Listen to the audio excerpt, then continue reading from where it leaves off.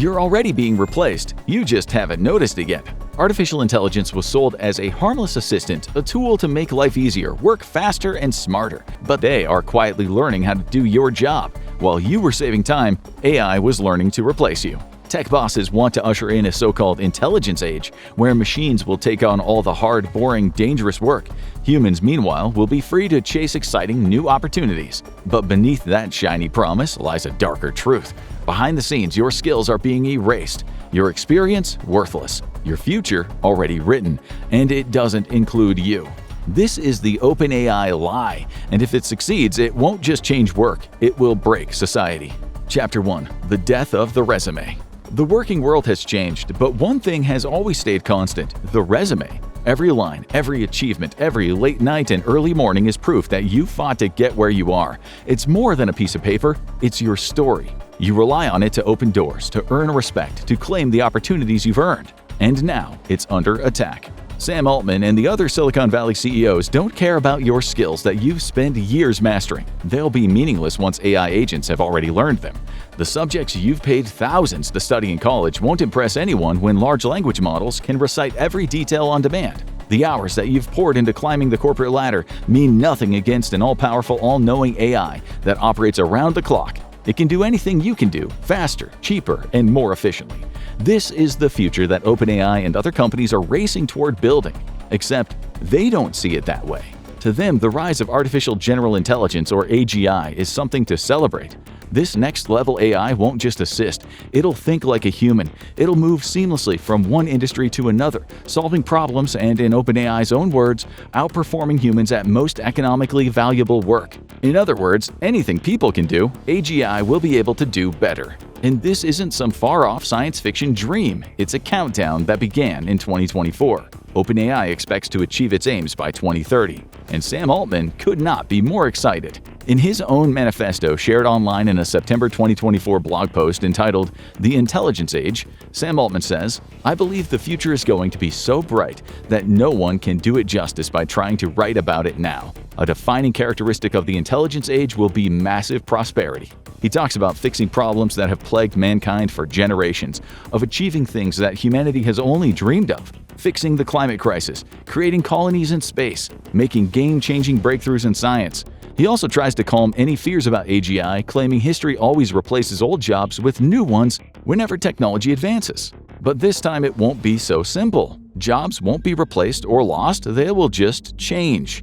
He adds that he has no fear that we'll run out of things to do because people have an innate desire to create. AI will allow us to amplify our own abilities like never before. Altman sells his vision well, but look closer, and the cracks are clear to see. Let's say Altman gets what he craves and AGI takes over all that economically valuable work. What happens to the graduate, the white-collar worker, the entry-level employee struggling to just get a foot on the ladder? Well, they don't fit into OpenAI's vision of the future. Because if a machine can do the work of a junior associate or entry-level employee for a fraction of the price, then that employee is no longer an asset, they're a liability. Altman wants to frame this as liberation, a world where humans can pursue creativity while machines handle all the boring work.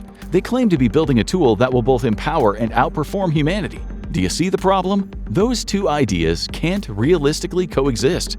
You can't empower a worker by making their core skill set entirely obsolete, and you can't build an economy by removing the ways people actually earn money. OpenAI's 2030 AGI prediction suggests the software to power it must already exist. But the hardware, that's a different story. Chapter 2: The Mathematical Mirage.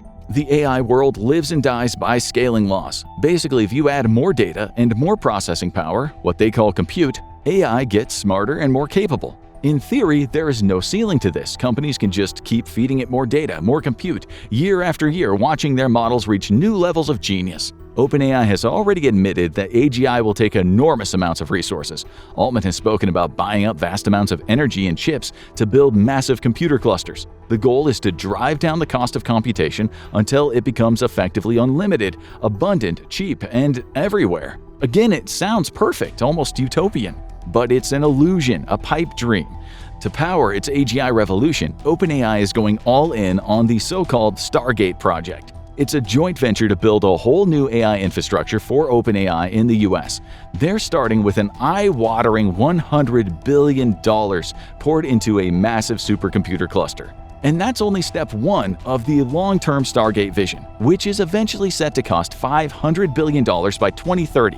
And that's because AI is insatiable. It's always wanting more data, more resources, more power. According to some experts, if OpenAI keeps going at its current pace, it'll need 10 times more data and 100 times more compute every 2 years. That means billions more poured into data centers, energy, and hardware. Even the richest economies would struggle to sustain that. And OpenAI isn't a wealthy nation. It's not even a profitable business. It currently operates on a massive deficit with a 2024 revenue of $3.4 billion and a loss of $5 billion. The company is incinerating cash. To put it into perspective, that $5 billion loss is equal to the entire GDP of countries like Liberia, Suriname, Greenland, or several Caribbean nations. One single company burning through the same amount of money that powers entire national economies every year. That is not sustainable. It's desperate. Thinking more long-term, Altman has even spoken about a $7 trillion investment being required to construct a global chip-building initiative. That's around 7% of the world's entire GDP.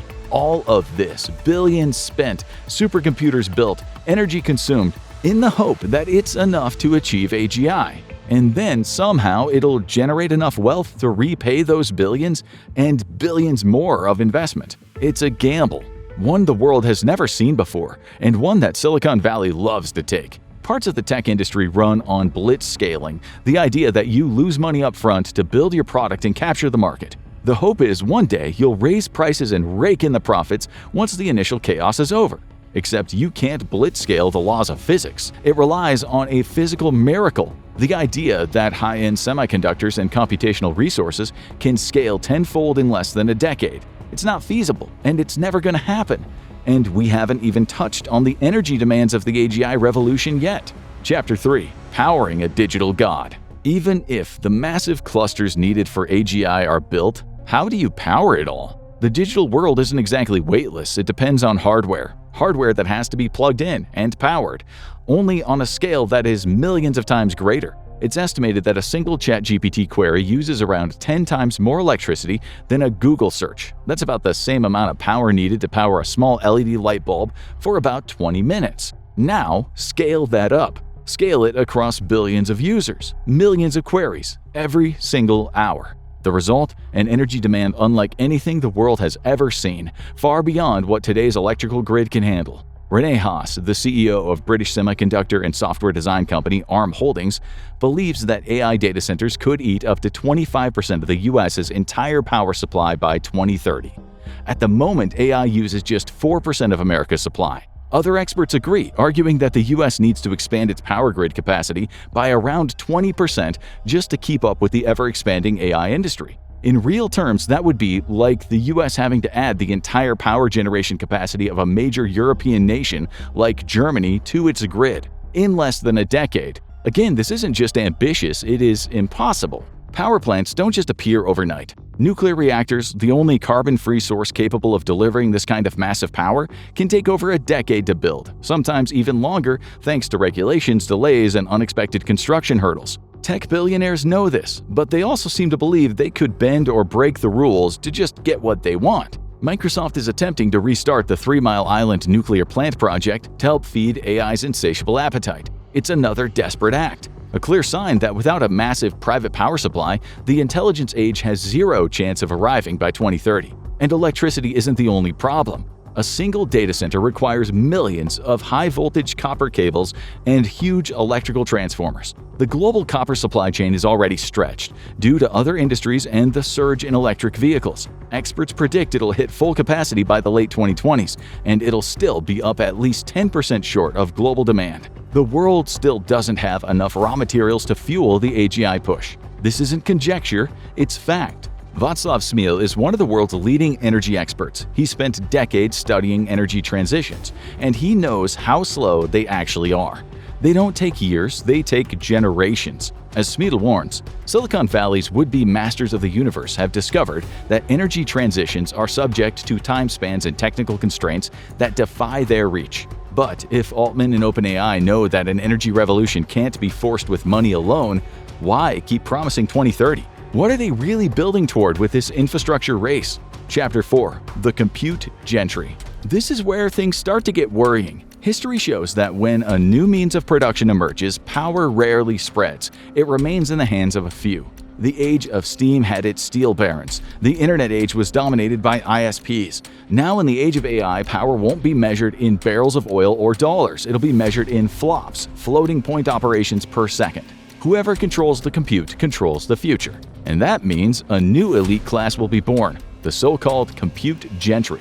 Leopold Aschenbrenner, a former OpenAI researcher, has been sounding the alarm. In a report called Situational Awareness, he lays out the troubling geopolitical realities behind the AI race. He warns that the physical demands of AGI are so huge that only a handful of the world's wealthiest companies will be able to take part. And it's not only inevitable, it's already happening. Aschenbrenner says, by 27 or 28, the endgame will be on. By 28-29, the intelligence explosion will be underway. By 2030, we will have summoned superintelligence in all its power and might. The risk of it all going, in Aschenbrenner's words, off the rails will be constant. Analysts fear a world where so much power rests in the hands of just a few megacorporations. If OpenAI and other tech giants succeed, they will control the very means of production for intelligence itself. And we will never have seen anything like it. The smarter this tech gets, the more expensive it becomes to train and maintain. That only raises the entry barrier. The result will be a kind of feudal system. Anyone wanting to run a business or offer a service will have to rent intelligence from the compute gentry. Because whoever owns the intelligence that replaces labor owns the economic output of the human race. This goes entirely against OpenAI's original founding philosophy. The company began as a nonprofit. Its charter was to ensure that AGI would benefit all of humanity. It promised openness, transparency, and guardrails at every step. That charter has changed. The company has restructured into a for-profit entity. The guardrails are gone. Their mission is no longer about bettering humanity. It's all about profit. And this, more than anything else, highlights the crux of OpenAI's AGI lie. It claims that this technology will be a public good, that it'll bring about a brighter and more prosperous era for everyone. Meanwhile, what OpenAI is actually doing is building its own private fortress and throwing away the key. Chapter 5. The Corporate Sovereign. The end goal of this AGI era is the restructuring of society as we know it. Altman wants people to believe that this is all being done with their best intentions at heart. He has spoken on several occasions about the prospect of a universal basic income. It would be the obvious antidote to any risk of large-scale job loss and unemployment brought about by hyper-intelligent AI. But that logic is flawed. If AGI replaces the human workforce, the tax base of every democratic country collapses. No human income means no taxes. No taxes means governments won't have the money to provide universal basic income to millions. Instead, the power will become even more concentrated. And it won't be a government writing your UBI check. It'll be a corporation. That same corporation that owns the algorithm that replaced you. This is the definition of algorithmic feudalism. It is a terrifying but realistic prospect. The public can't vote for CEOs. They can't lobby black box algorithms. Democracy depends on the economic independence of the people. But when people are entirely dependent on corporate entities to give them the money they need to feed their families, they're no longer economically independent. They are subjects. OpenAI argues that it'll all work. Altman talks of changing jobs and new opportunities, but he doesn't go into specifics. He doesn't explain why a for-profit corporation would decide to simply give away its primary source of power and income. Worst of all, Altman's Intelligence Age Manifesto ignores something fundamental, the long-standing social contract between the people and those in power. It assumes that you'll simply accept your loss of agency, that you'll simply nod and smile as your career, your privacy, and your democratic rights are stripped away in the name of superintelligent AI agents. Society is being restructured, not with votes or referendums, but by the pursuit of a digital god. The Stargate project, the $7 trillion chip plan, the insatiable demand for energy, those aren't isolated events. They're all links in a chain of a new world order, a world where intelligence is a centralized commodity, where human labor is obsolete, and the computer gentry are the kings and queens of it all. The AGI lie isn't that this technology won't work. The lie is that it is being built for you. This technology isn't being made for the people. It's being made to replace them. The only question left is there any way to stop it? OpenAI is racing to build AGI faster than anyone imagined, but the resources required are pushing the company to the brink. When ambition outpaces reality, the fallout is shocking, and the full scale of that collapse unfolds, and OpenAI is bleeding billions. ChatGPT is doomed.